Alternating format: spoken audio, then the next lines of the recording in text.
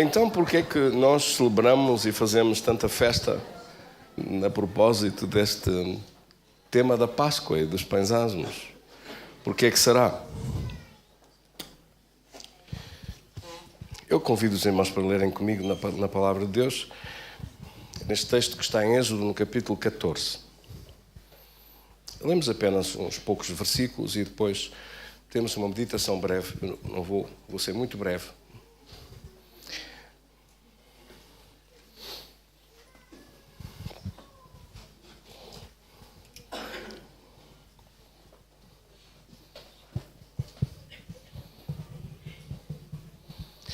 Mas eu queria pedir que a igreja dissesse esta frase comigo.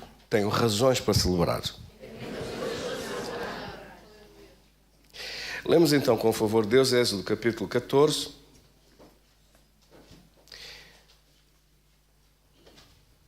No versículo 12 diz assim: não é isto que te dissemos no Egito? Deixa-nos para que sirvamos aos egípcios, pois melhor nos será servir aos egípcios do que morrer neste deserto.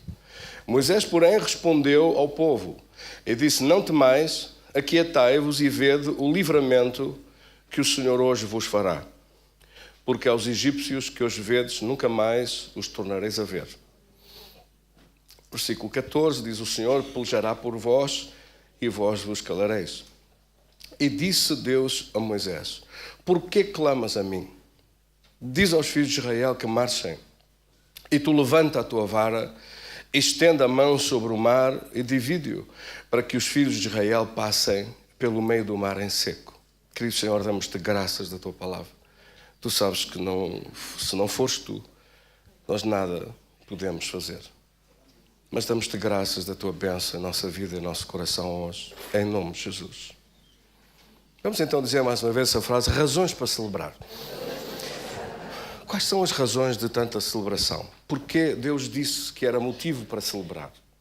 Por causa desta grandíssima promessa de Deus. De facto, a razão para celebrar está implícita nesta promessa, que é a promessa que é celebrada na Páscoa e nos pães asmos. É uma promessa de Deus. Em primeiro lugar, começa por ser a promessa de alguém que não falha. Por vezes, na nossa vida, nós podemos desejar coisas, querer coisas e correr mais ou menos bem, mas Deus é aquele que não falha. Deus, tudo o que diz na sua palavra e tudo o que promete na sua palavra tem poder para cumprir. Muitas vezes na vida das pessoas não há poder para cumprir, não há condições para cumprir, não há maneira de executar logo, ou não há forma de o realizar, mas com Deus tudo o que Ele promete cumpre. Assim que nós podemos colocar a nossa fé em Deus, uma fé sem limites, naquilo que são as suas promessas. E qual é a promessa que está subjacente nesta palavra e neste tempo de celebração de Páscoa? É que Deus prometeu que sempre que a vida humana estivesse diante de uma encruzilhada, onde não houvesse caminho, Deus abria um caminho. E por isso a celebração da Páscoa se chama esse termo, passagem, a abertura de um caminho onde não há caminho, o aparecimento de soluções para as quais nós não temos condições nenhumas. E a celebração começa no próprio Egito, sendo o primeiro grande império que existiu na civilização do nosso tempo, dominou toda a civilização do seu tempo, com exércitos poderosos que controlaram os países em volta, e está aquele povo escravo naquela terra do Egito, com o faraó com todos os poderes sendo assemelhado a Deus, adorado como Deus, com poder absoluto, com poder de vida e morte. Isto hoje para nós é um pouco estranho, está longe do nosso pensamento, das democracias do nosso tempo. Um homem que tem poder de vida e morte sobre as pessoas, alguém que tem poder total e absoluto, inquestionável, de vida e morte sobre toda a população, que pode decretar a escravidão sobre um povo ou uma raça e que essa escravidão será executada. E assim foi com o povo dos hebreus. O faraó ordenou a sua escravidão. E não havia maneira nenhuma de saírem de lá. E durante muito tempo oraram e clamaram diante de Deus. E Deus não enviou um comitê, não enviou uma equipa de gente perita e especialistas. Deus enviou um homem a atravessar o deserto com uma vara na mão, com ordens de Deus para que aquele povo saísse. E quando Deus dá uma ordem sobre alguma coisa, que é Deus quem ordena, quando vem de Deus a sua voz e a sua palavra, por mais difícil que seja, por mais impossível que seja, não há ninguém que o possa parar. Amém? E a promessa está aqui, que onde não havia condições humanas de livramento, onde não havia forma nenhuma humana, dentro das limitações humanas, de escapar àquela escravidão, Deus ordenou que fosse aberto um caminho. E naquela noite da Páscoa, quando foram sacrificados os cordeiros e foi aspergido o sangue nos umbrais das casas, naquela noite, o faraó deu ordem para que o povo saísse. Porque o sangue dos cordeiros? Porque é o símbolo de Cristo, aquele que foi sacrificado para que a escravidão saísse fora da nossa vida. Alguém muito maior do que Faraó, o próprio Satanás e o reino das trevas, escraviza a vida das pessoas. Escraviza roubando os seus sonhos, tornando-nos escravos, escravos das circunstâncias, escravos das situações, e nós lutamos e batalhamos para que as situações mudem, para que as circunstâncias mudem. Essa é uma luta de todos. Eu, como pastor, preocupo-me das situações de pessoas que temos na igreja que estão em lutas e batalhas entre vida e morte. Se calhar alguns dos irmãos não pensam muito nisso, mas eu penso todos os dias na vida destes irmãos, na vida destas pessoas. Os familiares deles, com certeza, os familiares diretos deles. Creio que alguns, até dos próprios interessados, pensam menos que eu. Não há dia nenhum que eu não pense naquelas pessoas. Que eu não pense naqueles que estão em lutas e batalhas de doenças, que se não for um milagre de Deus, não escapam. Se não for o poder sobrenatural de Deus, a sua vida é cortada antes de tempo. E terá que se começar uma nova história, uma nova realidade, uma nova transformação, porque não se receberá o melhor de Deus na sua vida. Preocupa-me isto. Nós olhamos para estas crianças que estão aqui, para estes jovens que estão aqui. Mas deixe-me dizer-lhe que eu sou pastor há 34 anos. Nunca fiz um funeral de uma criança. Nunca tive que fazer o funeral de um jovem. Eu não estou a dizer que eu sou melhor pastor que outros. Estou a dizer que nunca aconteceu isso. Sempre eu oro para que haja uma cobertura do sangue de Jesus sobre a nossa vida e que o destruidor fique lá fora. Sempre eu clamo. Essa é uma obrigação minha. Não é sua. Se calhar pode ser que nunca nem passa pela cabeça de muitos irmãos que estão aqui. Pensar nisso todos os dias. Orar por isso todos os dias. É um peso que eu tenho sobre mim. Nesse aspecto, por causa do ministério, eu não sou igual a si. Eu não sou igual a vocês. Nesse ponto, aquilo que vem de pressão sobre mim todos os dias não é normal, não é igual. Não é igual eu ter que pensar sobre estas coisas mais do que o que é comum. As pessoas pensam, de vez em quando pensam nisto. Eu penso nisso todos os dias. Eu penso nisso várias vezes ao dia. Eu oro por isso sempre. Eu clamo por isso sempre. É uma obrigação minha. É um chamado de Deus na minha vida. Eu sei que aos irmãos podem pensar, mas entre Moisés e aqueles todos não houve diferença nenhuma. O que é verdade e o que é facto é que antes de Moisés aparecer, eles estavam na escravidão. E a escravidão só acabou quando Moisés veio e quando a palavra foi aberta e quando a bênção de Deus se abriu. Os ministérios de Deus, por isso, os ministérios que Deus nos entrega nas nossas mãos, na minha e na vossa como igreja, de orarmos uns pelos outros, de nos importarmos uns com outros, de colocarmos Deus em primeiro lugar na nossa vida e de o servir de todo o coração acima das outras coisas todas, das outras necessidades, dos outros direitos, de todo o resto das coisas que são importantes para nós.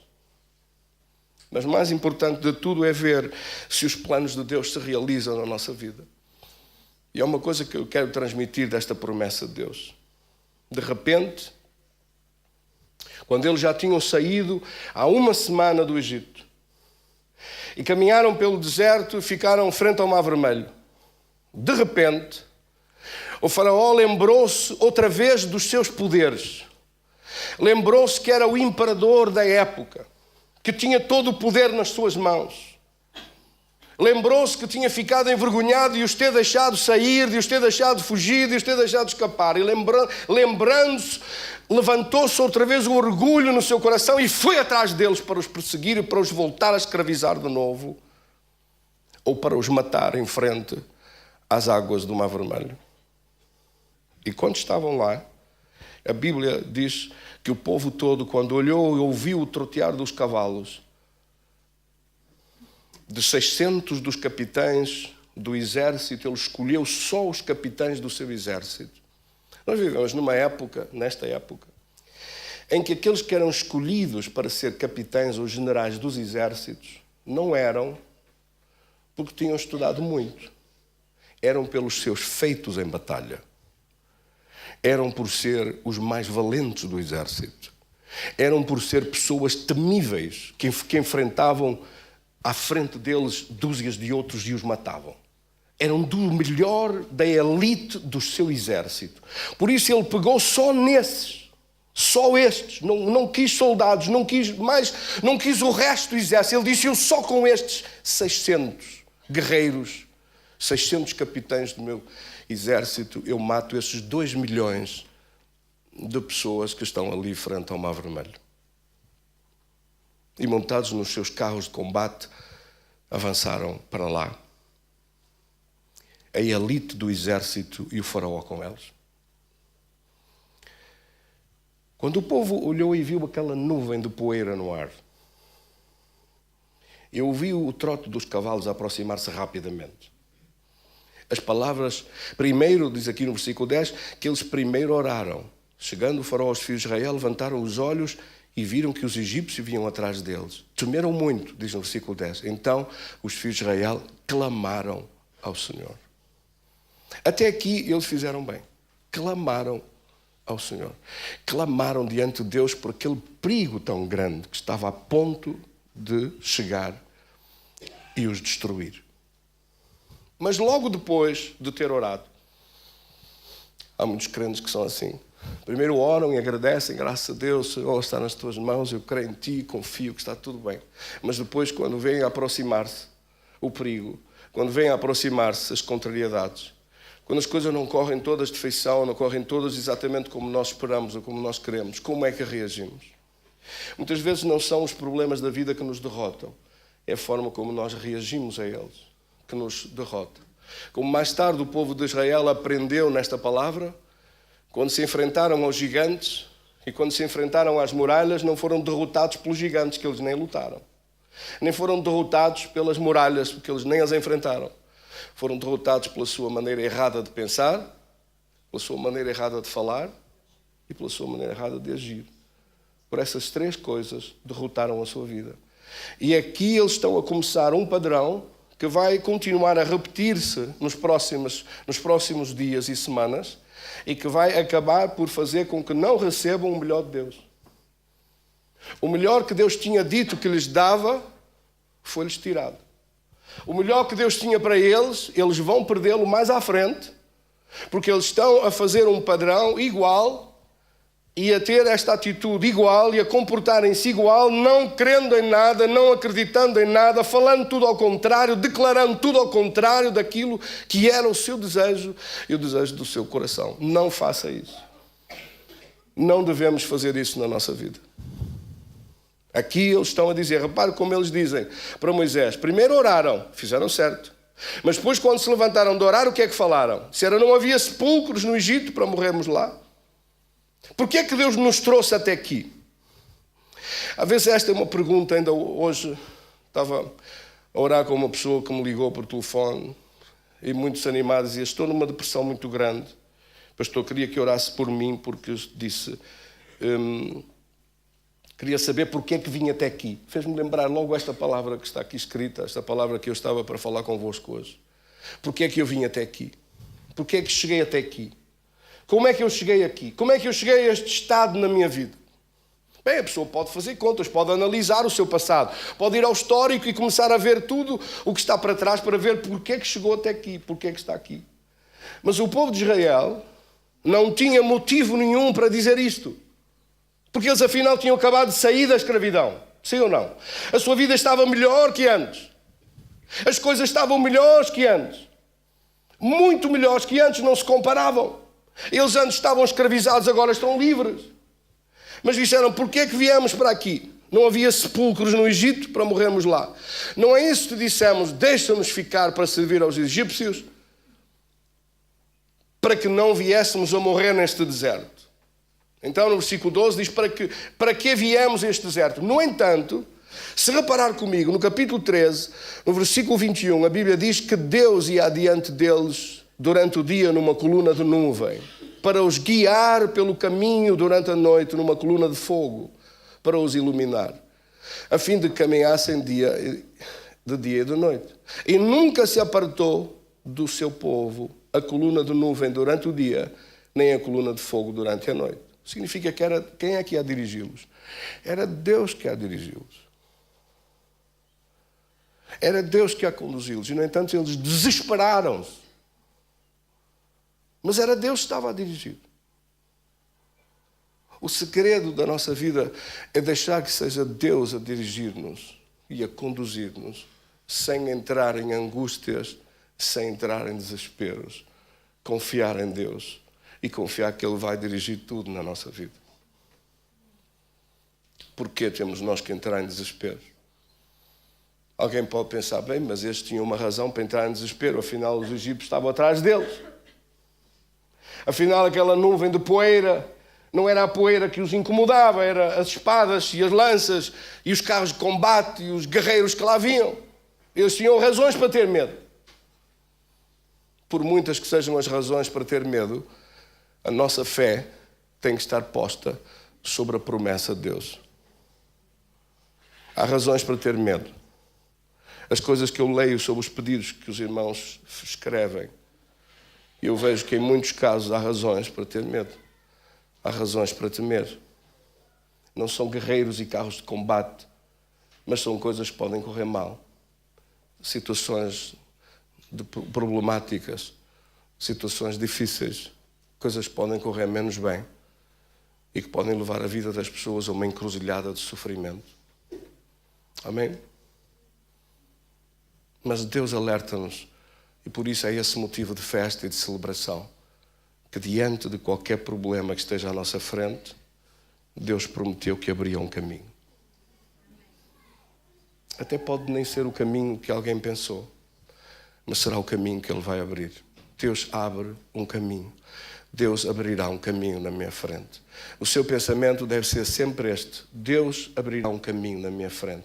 Deus conduziu até aqui, Deus está a dirigir até aqui e Deus vai abrir um caminho à minha frente. Não tenho nenhuma dúvida que esse caminho se abrirá. Porque afinal é Ele que está a dirigir de dia e de noite a nossa vida. E é Ele que vem com a sua mão sobre a nossa vida e nos conduz. Já houve muitos momentos na minha vida em que eu pensei, porquê cheguei até aqui? Porquê cheguei a este momento na minha vida? E se eu fosse analisar isso, teria muito que analisar. Mas mais do que analisar isso, eu quero colocar a minha fé no poder de Deus e dizer, eu sei que Deus dirige, que Deus continuará a dirigir e que Deus, sobretudo, prometeu que abria um caminho à minha frente e esse caminho não falha de acontecer. Amém? Por isso a minha fé está em Deus abrir esse caminho. A palavra de Deus diz que aquele que nem a seu filho poupou, antes o entregou por nós, como não nos daria juntamente com Ele todas as coisas? Romanos capítulo 8, no versículo 31 em diante, diz: se Deus é por nós, quem será contra nós? Se Deus é por nós, quem será contra nós? Se aquele que nem a seu filho poupou, antes o entregou por nós. Nós vemos que Deus entregou a seu filho, para que a justiça de Deus caísse sobre ele, para que os nossos erros e pecados e falhas caíssem sobre Jesus, de modo a nós ficarmos livres da condenação.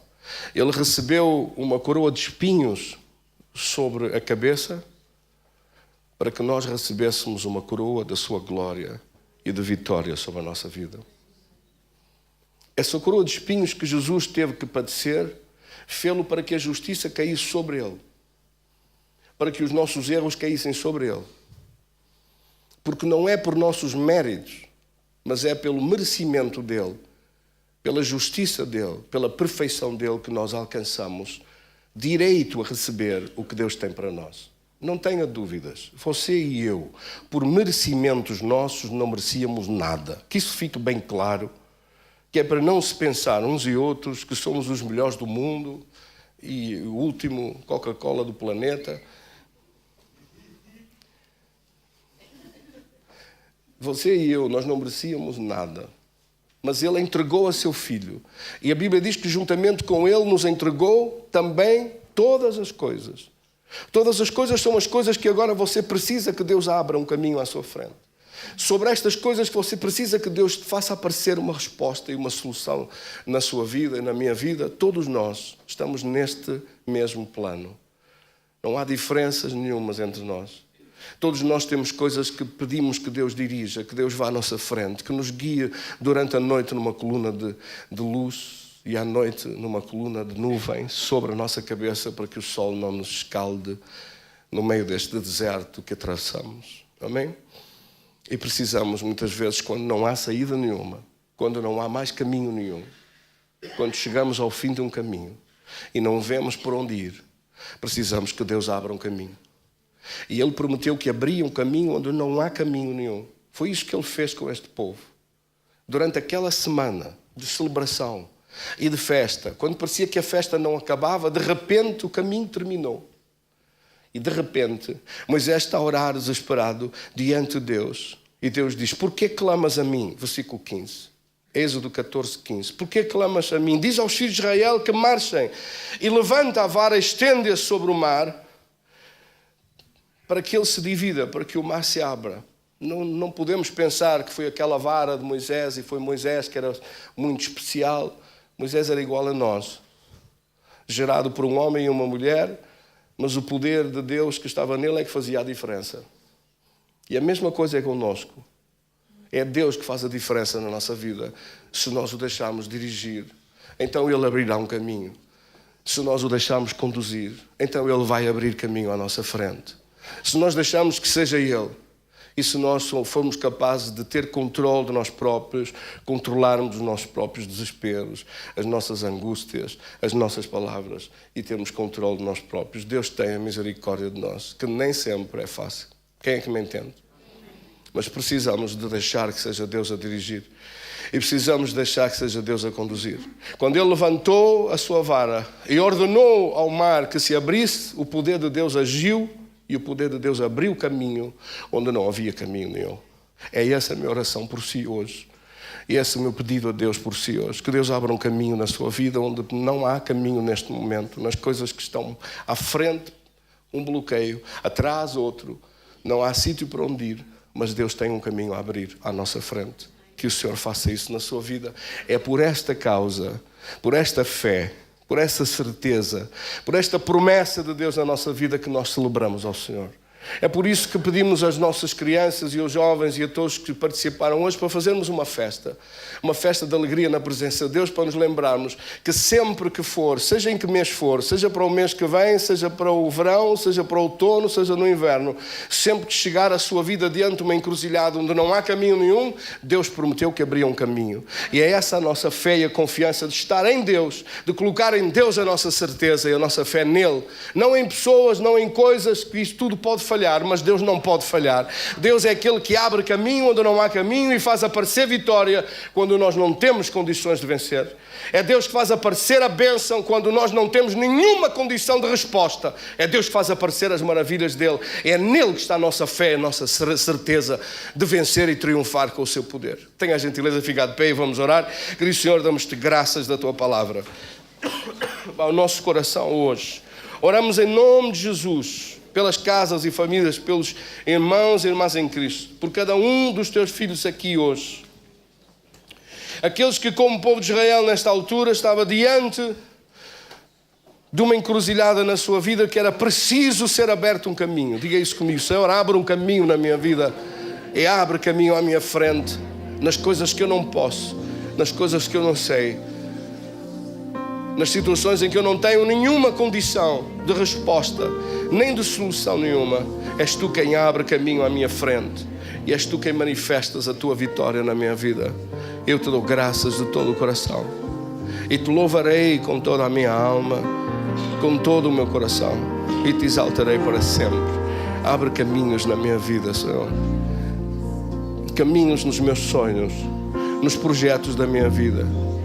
Faz mudar as circunstâncias à minha frente, as condições da minha vida, que às vezes são tão difíceis. Abre um caminho diante dos meus pés, porque eu sozinho não posso, mas eu confio em Ti, e confio na Tua palavra, e confio no Teu poder, que Tu não nos desamparaste, mas que abres caminho diante de nós. Seja por isso glorificado o Teu nome e seja exaltado o Teu poder em nossa vida, em nome do Pai, do Filho e do Espírito Santo. Amém. Então, continuação de boas Páscoas, de abertura de caminho na sua frente. Desejo de todo o coração isso para si, em nome de Jesus. Cumprimentamos, saudamos aos outros, a paz do Senhor, e desejamos continuação de muita e celebração de muita festa na sua vida. Amém.